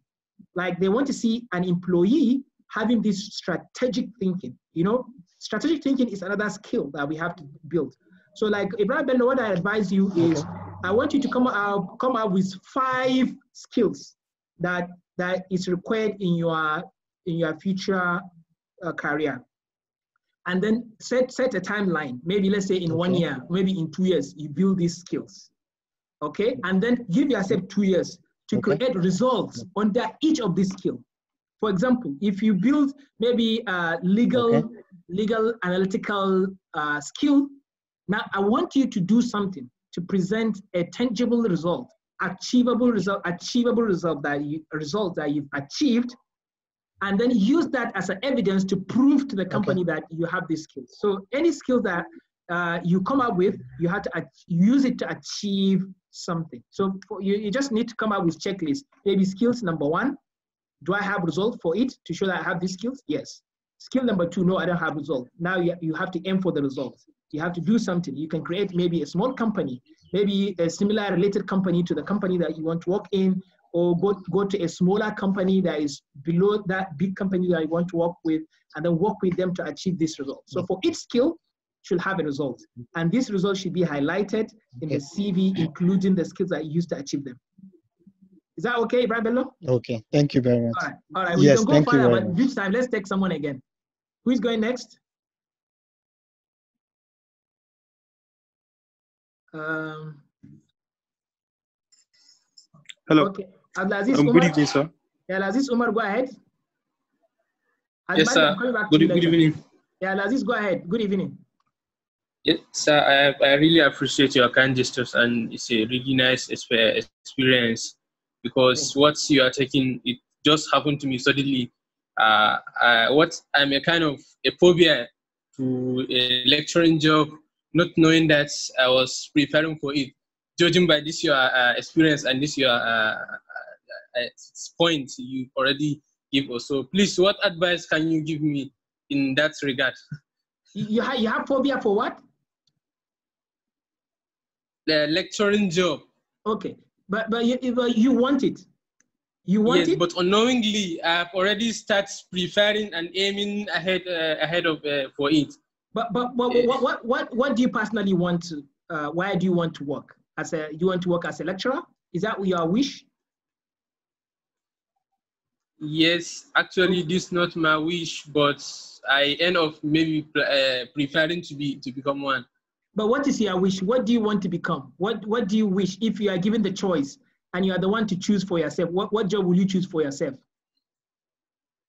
Yes, actually, I always prefer to go for a bank job.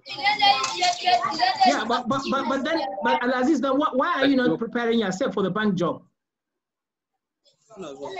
You know, there is environment used to influence, and maybe a kind of the field of study that you find yourself, at least maybe you study some field that might not give you full opportunity to work in the bank, compared to the lecturing job I was telling you before. Yes, and Aziz, so here is a point.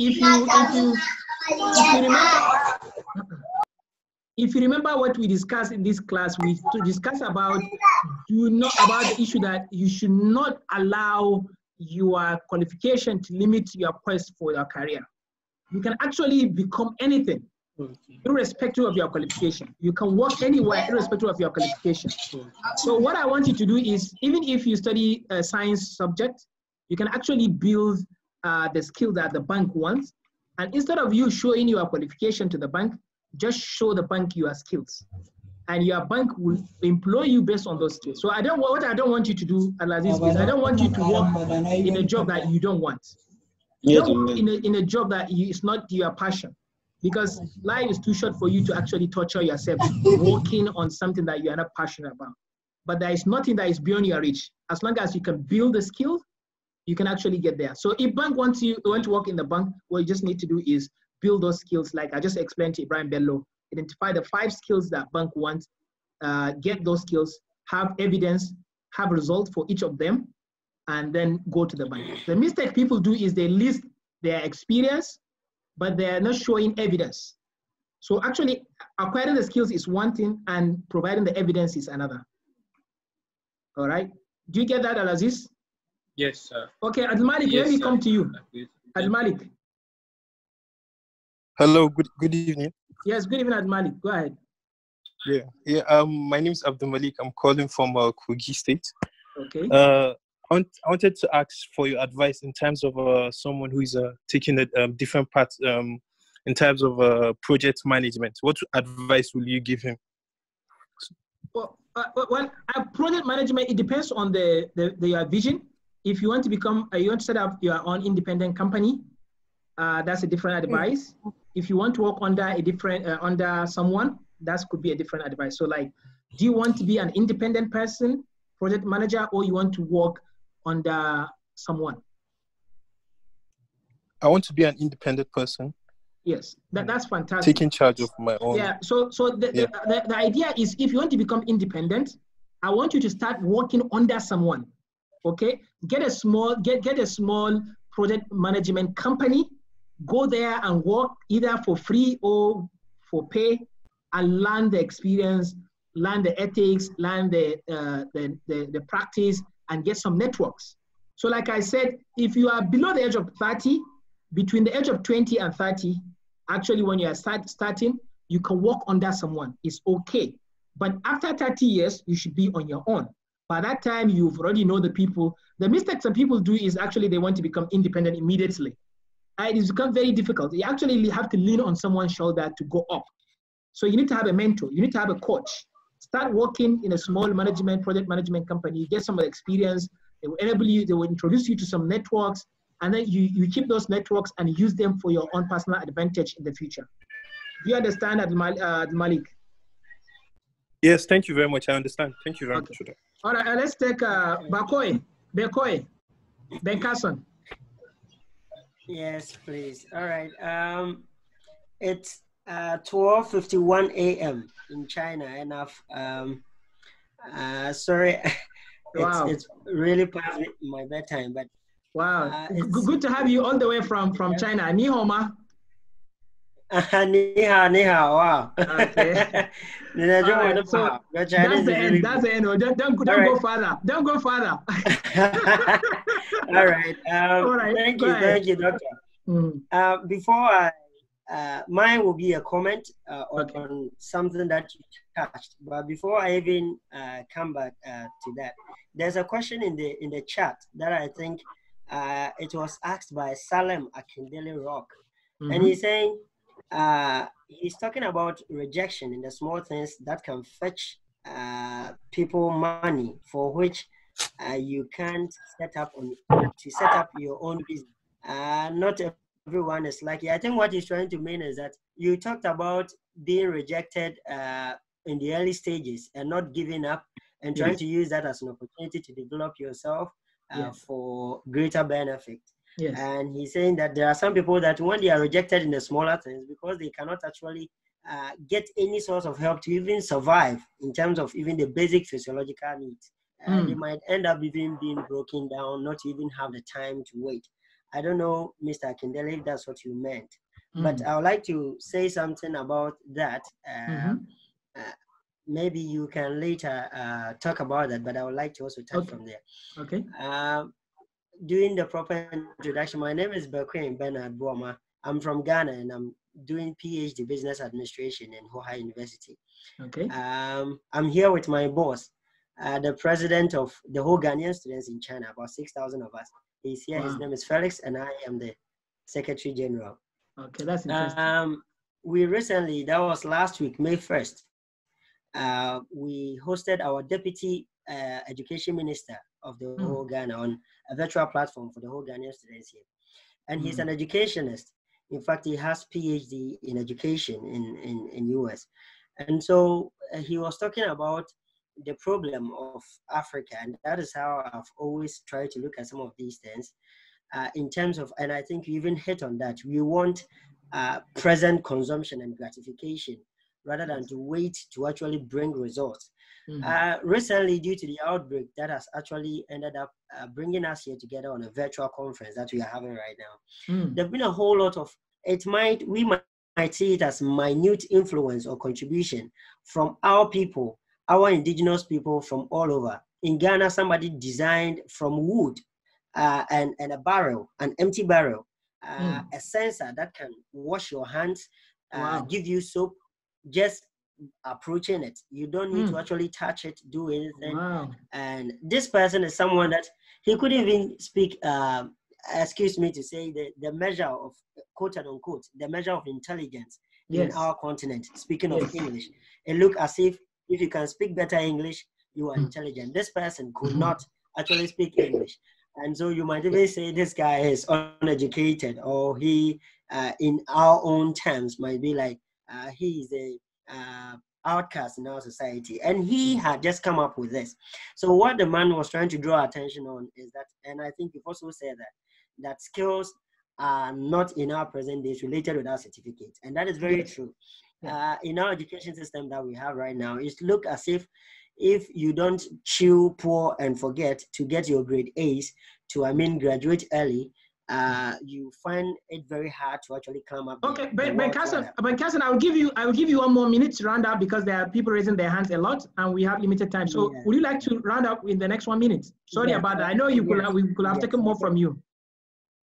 Yes, thank you. So I want to encourage my brother who is saying that when they feel rejected, there's so much things that we can solve in our society right now, not even needing to apply even for a job. Just by, and this guy that I'm talking about has now received funding from WHO and so forth. And this guy is now on the world, and if these things had not come, imagine how many places he had gone to be rejected. So we shouldn't be discouraged. We should rather use some of these opportunities to come up with some of the inventions that will solve real-time problems, and our money will follow. Thank you very much. That's great. All the way from China. Thank you so much, Ben Carson, for that. I can see Fatima, you are raising your hand. I'm coming back to you, Idris Abubakar. You are raising your hand. Let me take Fatima now. Fatima, go ahead. Unmute yourself.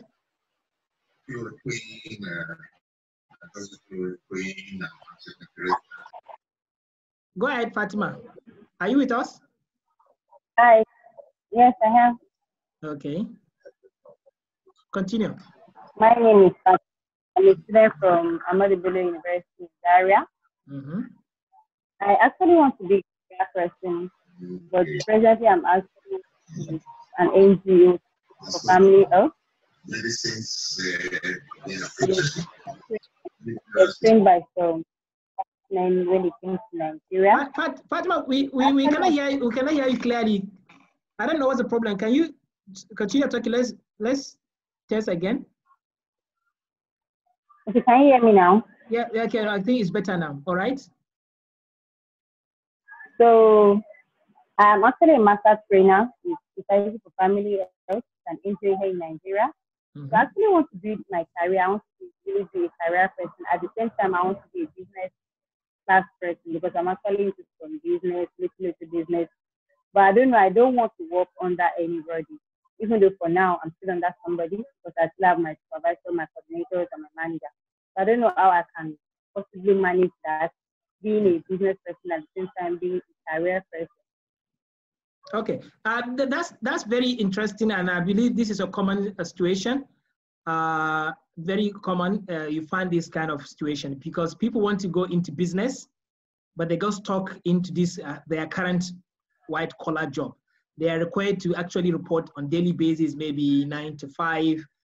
It's time demanding, and you actually are passion. Your inner passion is actually to be independent.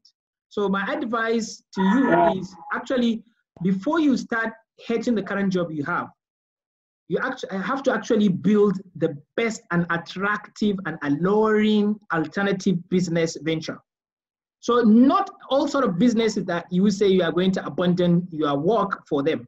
So you have to actually come up with the basic and strong, compelling business idea that will solve problem before you start thinking of actually letting go of your current job.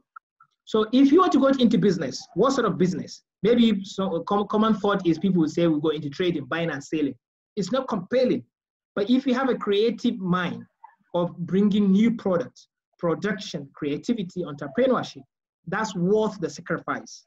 Because actually, what you need to look at, I show you the table of 3 different jobs.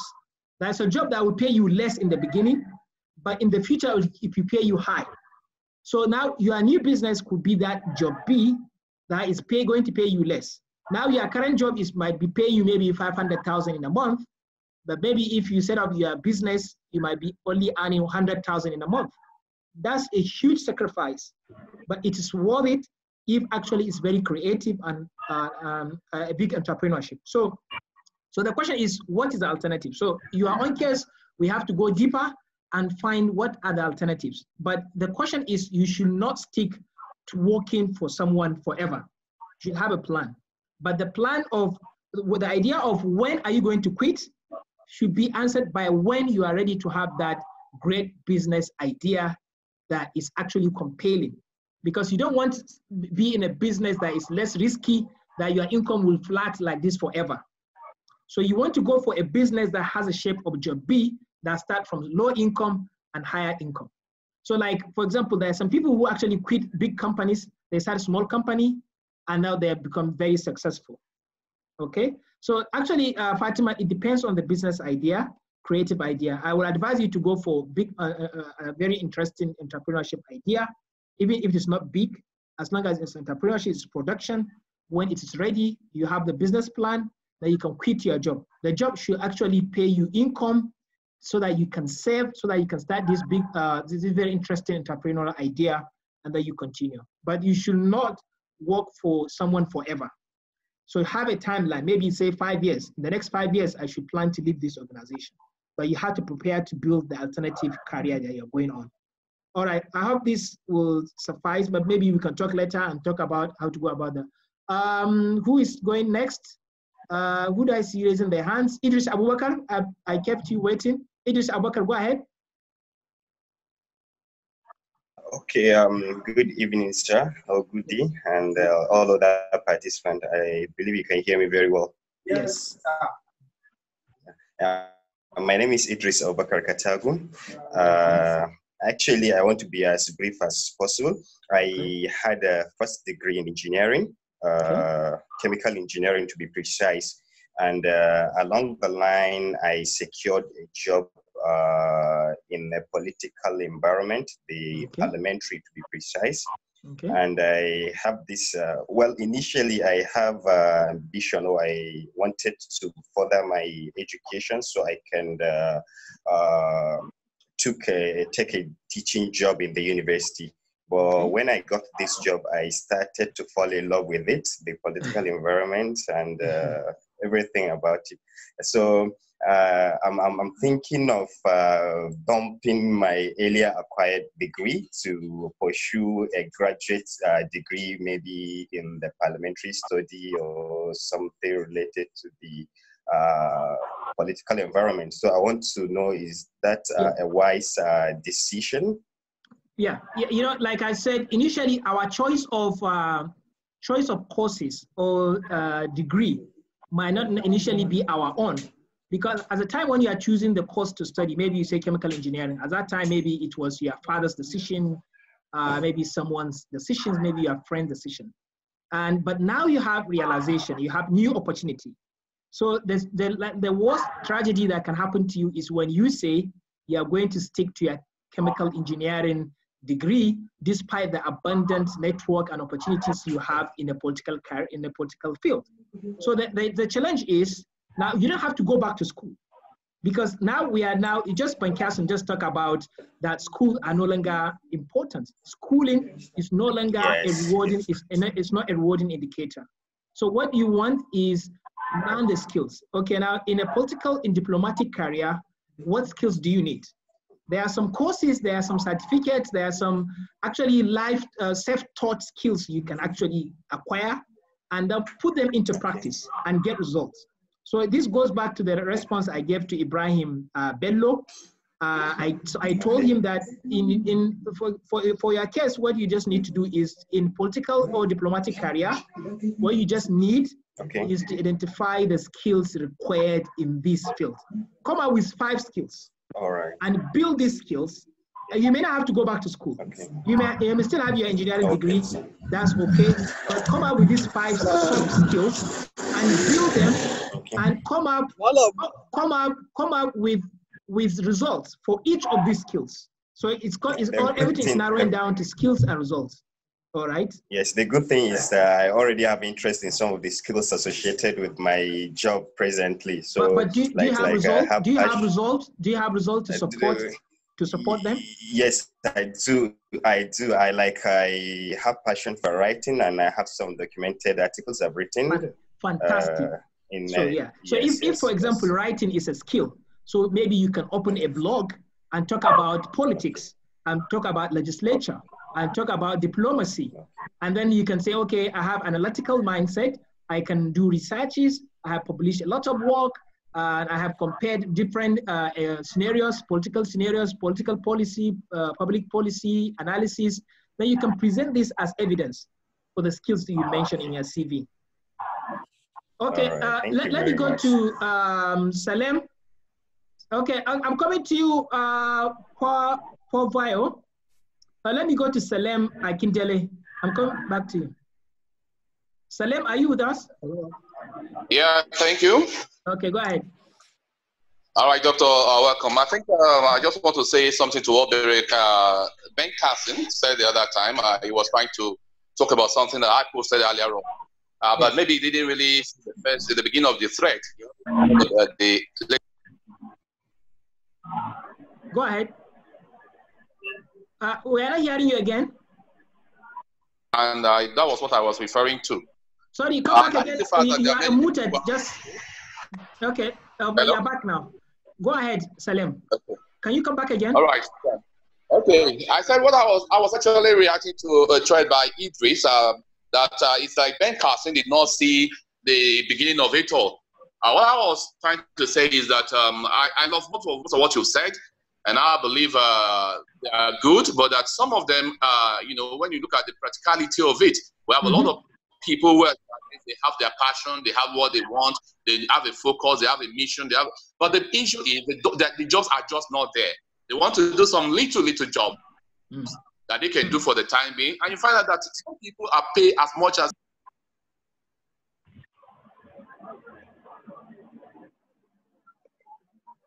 Hello.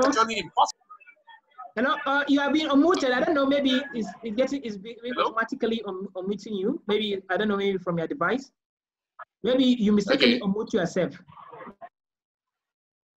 Not really. Maybe it was a network problem. What's your last point?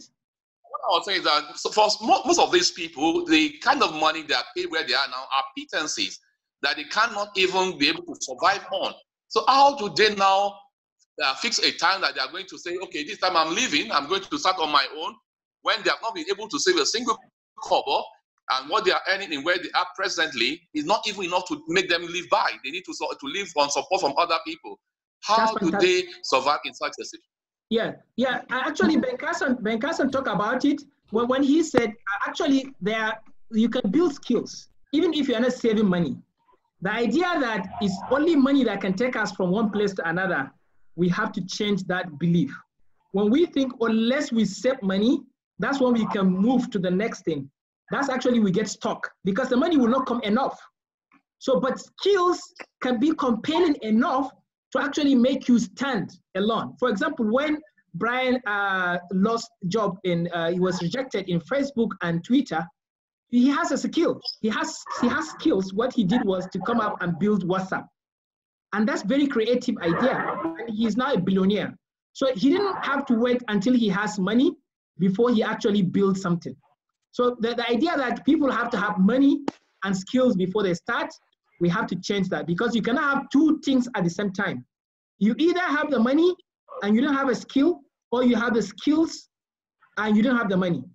So the best thing that can happen to you is when you have the skill and you don't have the money, which is very good. The skill will attract the money. Okay? So actually, it's not an excuse, because you cannot save money. Exactly my point. You know, what I'm saying is this: you have a skill. Several people have a skill. You know, jostling after very, very few opportunities. So in such a situation, even if you build up a skill, you talk about. When you gave that example, I was like, wow, thank God, because it was in US and not in Nigeria. Because we find that there are many people that have better skills, they have all these skills, but there are very, very few opportunities after it. Okay, they decide, okay, I want to be on my own, but then getting the capital become a problem. What solution what is there for them? You see, we are talking of the same thing. You know, skill is a name. There are certain skills, you may have some skills, but what you do with them is different. Now, if you have skills, maybe on technological skill, but what do you do with that technological skill? Maybe you come up with new software that solve problem. You don't have to say you don't have money, because this idea will actually bring people with money to you, will bring the money to you, because you already solved problem with that skill. So having skill is one thing, but doing something with it is another. The reason why people get stuck in small businesses despite their skills is because they are not trying or planning to do something with the skill. For example, if I work in a small company and I have little income, I cannot save, but I have a skill on how to build software. Okay, I don't have money.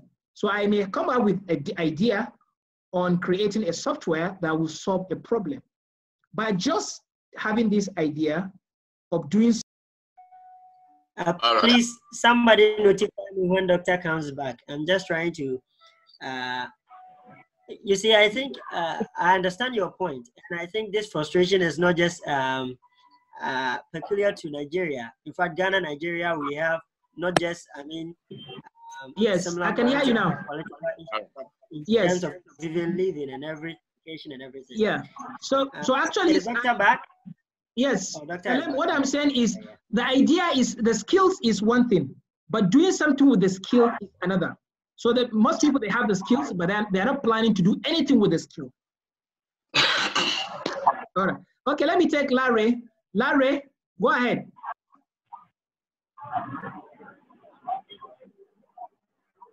Larry, are you with me? Or let me go to Larry, are you with us? Yes. I'm okay, go ahead, Larry. Yeah, hi. Good evening. My name is Larry from Lagos. Okay. Yeah, you made mention about having a cabal. You know, if you want to work in NNPC, you want to work in CBN, you have to go through someone. I was just wondering, is it not possible for one to be recruited based on merit? Okay. Must you have someone in there? You know, Larry, this is very, very important question. This is very intelligent question. I should have highlighted this particular caveat when I was talking about that. Okay. Now, when I use the word cabals, I don't mean the top people. I mean any person that can represent the organization, someone that will get to know you closely. For example, let me give you, I just have to use my personal example. For example, like someone, I told you I have an organization that I am aiming to work for in the next 5 years. And what I'm doing now is to get close to someone in that organization, and that's someone to know my worth, to know my value, to know my skills, so that he can serve as my referral, so that he can give me a reference. Maybe he can talk to the other top people, or maybe there is a recruitment meeting, he can say some 2 or 3 positive words about me. Like what I'm saying, get close to someone that will say some few positive things, because actually the system of recruitment may not give you opportunity to actually demonstrate your capacity, to portray your capacity within that short time. But if you have someone that is your friend, that is close to you, your mentor, your coach, that will be observing you for a period of years, that can say, no, yes, I know Larry has something. We should have him. For example, let me give you an example. Why I work here at Nile University. Actually, it was based on referral. Someone, a professor, knows me, and he was the one who actually promoted my employment, because actually he has been following me, he has been seeing what I'm doing, and he said, okay, we need to have this person. So in most big organizations, the recruitment are like this. So, but you don't have to actually know everyone. Yeah. Just know someone that will follow you, that will be tracking you and assessing you for a period of time. Is that okay, Larry? Yes, okay. I've got one more thing to say. It's not a question, actually. I just want to chip in something. Go ahead. I think we should start thinking globally. I'm listening to a couple of persons here. Our thinking is still within Nigeria. I would urge us all to, once we are done with this, let's just go online. For those that are interested in technology, check out Microsoft's website. Check out Oracle website. You check out IBM website. Let me tell you, there are a lot of jobs on those websites that you can even apply to. You don't even need to know anyone. They're going to call you, conduct interview via Zoom or Skype with you. And if you are of this country. So let's begin to think globally. And besides, there are also a lot of soft skills that can be acquired. Yes. If you go to Oracle, if you check Oracle website, you check IBM, Microsoft, called SAP, head office in Germany. So let's begin to look into that. So that's what I want to say. Thank you so much, Larry. I can see a very big dignitary in the house. His Excellency Isaiah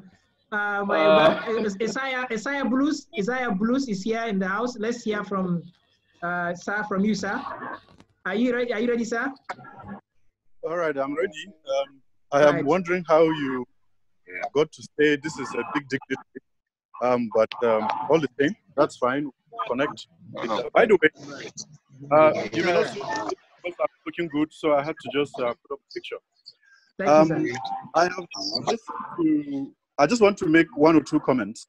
Okay. One, I observed that a lot of us are going by environment, and I think that is not what Dr. Ahmed is talking about. If I get you, I think you are talking about our passion, what our life goal is about, and that actually is the only thing that can give you satisfaction. Now, there are a lot of distractions in life. Good distractions. You go to work somewhere and then somehow your interests begin to blend with that place, and that's that. Now, that's an opportunity that presents itself to you, but it's not likely that that is what is going to be what you will do, and it will give you a lot of satisfaction in life. So I think this is a very, very strong point to take note of. Okay. And then I also like what the last speaker just spoke about, the global opportunities, all around Africa, all around the world. So I just wanted to I didn't really want to talk before, but I was just compelled to say that. Thank you very much. All right, that's interesting. So is there anyone that wants to talk more, so that we about to round up in the next maybe few minutes? No, I can see a lot of people raising their hands. Salim, you want to go back? You want to talk? Larry, your hand is up. Bankason, your hand is up. Idris, your hand is up still. You are raising your hand. If you want to talk, just continue talking. Talk straight. Go ahead and talk. I'm done talking. Okay. Idris, you still raising your hand. Do you want me to lower your hands down? You are done, right? No, I'm okay. I'm okay. I'm done. All right. So I think that's okay. Thank you so much, guys. Thank you, everybody. What we're going to do, I think this session has actually revealed that we need to do something strategic, something deeper, something more one-on-one. We can really actually look at our peculiar and personal problems, and so that we can have what you call the career guidance. I believe that's what we need, especially for younger people and even people at middle level of their career. They want to actually excel, because that could be critical. At that stage, you have to make it or actually lose everything, because you don't have second chance. It becomes critical when you are between the age of 40 and maybe 45. This is the critical time that you have to actually make it or lose everything. Even though there are still chances at 60, there are chances that you can make it We've seen Colonel Sanders, how he made it after the age of 60, he became a billionaire. Thank you so much, everybody. And we look at it and see if we can actually reconvene another session. We'll talk with the management and see if we can have it. Thank you so much. I'll now pass the chance now to actually the host, alumni relations. If you are there, would you like to conclude and round up the session? Thank you very much. Okay, before then, please, Ben Carson, I sent you a private message. Check and respond. Thank you. Okay, Ben Carson. All right, go ahead, alumni. Thank you, Doctor, for this wonderful presentation. I guess we need to come up with other topics, maybe specific topics, and we need to introduce you, invite you back again for those specific topics. All participants are stay tuned and follow our social media handles for our upcoming online seminar series. Doctor might likely come back again for a new section, maybe communication or taking responsibility. Once again, Doctor, thank you very much for this wonderful presentation. Thank you all for joining. Have a nice day and blessed evening. Good night, everyone.